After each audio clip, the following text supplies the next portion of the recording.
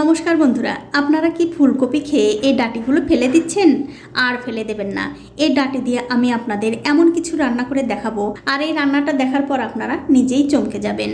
তো ফুলকপির ডাঁটি রান্না করার জন্য দেখতে পাচ্ছেন এখানে আমি ফুলকপি কেটে একপাশে রেখে দিয়েছি। আর এই যে ডাঁটিগুলো, এই ডাঁটিগুলো দিয়েই আমি আজকে আপনাদের রান্নাটা করে দেখাবো। তো ডাঁটিগুলো কেটে নিয়ে তারপর আপনাদের দেখাচ্ছি। দেখুন, ফুলকপির ডাঁটি কিন্তু আমি কেটে ধুয়ে পরিষ্কার করে নিয়েছি। আর তার সাথে আমি কিছু সিমও কেটে নিয়েছি। আপনারা চাইলে কিন্তু এর মধ্যে 2-1টা আলুও দিতে পারেন। এখন একটা বাটিতে নিয়ে নিচ্ছি 3-4 চামচ মতো কালো সর্ষে। আপনারা চাইলে সাদা সর্ষেও নিতে পারেন, কোনো অসুবিধা নেই। তার মধ্যে দিয়ে দিলাম 4-5টা কাঁচা লঙ্কা, আর দিয়ে দেবো একটু জল। এবারে কাঁচা লঙ্কা আর সর্ষেটা খুব ভালো করে বেটে নিতে হবে। এখন একটা কড়াইতে দিয়ে দিচ্ছি একটুখানি সাদা তেল। কিছুক্ষণ পর যখন দেখবেন তেলটা ভালো করে গরম হয়ে গেছে, তখন এর মধ্যে দিতে হবে 2টো তেজপাতা আর একটু গোটা জিরা।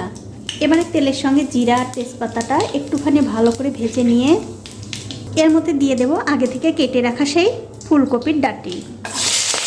আর সাথে আমি সিমগুলোও দিয়ে দিলাম। তার সাথে দিয়ে দেবো স্বাদ মতো নুন, ধনিয়ার গুঁড়ো, জিরার গুঁড়ো, হলুদের গুঁড়ো, সবশেষে দেবো একটু লঙ্কার গুঁড়ো। এবারে এই মশলার সঙ্গে কপির ডাঁটিগুলো খুব ভালো করে একটু কষিয়ে নিতে হবে, মানে একটু ভেজে নিতে হবে। দেখুন, 2-3 মিনিট সময় ধরে এই কপির ডাঁটিগুলো কিন্তু আমি খুব ভালো করে ভেজে নিয়েছি।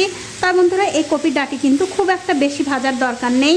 দেখতেই পাচ্ছেন আমি কিন্তু খুব হালকাভাবে এই কপির ডাঁটিগুলো ভেজে নিয়েছি। এখন আমি গ্যাসের ফ্লেমটা বাড়িয়ে দিয়ে এর মধ্যে দিয়ে দেবো একটু গরম জল। গরম জল দিলে কি হয়, যে কোনো রান্নাই কিন্তু খুব তাড়াতাড়ি হয়, আবার রান্নার স্বাদটাও কিন্তু বেড়ে যায়। এবারে জলের সঙ্গে এই কপির ডাঁটিগুলো ভালো করে মিশিয়ে দিয়ে এর মধ্যে দিয়ে দিচ্ছি সেই কাঁচা লঙ্কা আর সর্ষে বাটা। তবে বন্ধুরা, এখানে আমি সর্ষে বাটাটা একটু বেশি খাই, তার জন্য কিন্তু এই সর্ষে বাটাটাও একটু বেশি করে দিলাম। আপনারা চাইলে কিন্তু এর চেয়ে কম করে দিয়েও এই কপির ডাঁটাটা রান্না করে নিতে পারেন।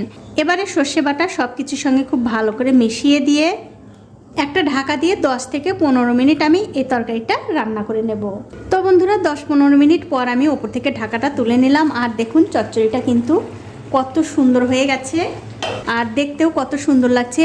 আর এই যে আমি 15 মিনিট এই তরকারিটা রান্না করেছি, আমি কিন্তু মাঝে মধ্যে ঢাকাটা তুলে তুলে এই তরকারিটা একটু নাড়াচাড়া করে দিয়েছি। তাহলে কি হবে, সবগুলো ডাঁটি সমানভাবে সেদ্ধ হয়ে যাবে। আর এখন কিন্তু আপনারা অবশ্যই দেখে নিতে পারেন এর মধ্যে নুন আর ঝালটা ঠিক আছে কিনা। সবশেষে আমি এর মধ্যে দিয়ে দেবো একটু ধনেপাতা কুচি। বন্ধুরা, শীত মানেই কিন্তু ধনেপাতা ছাড়া এই শীতের দিনে চলেই না।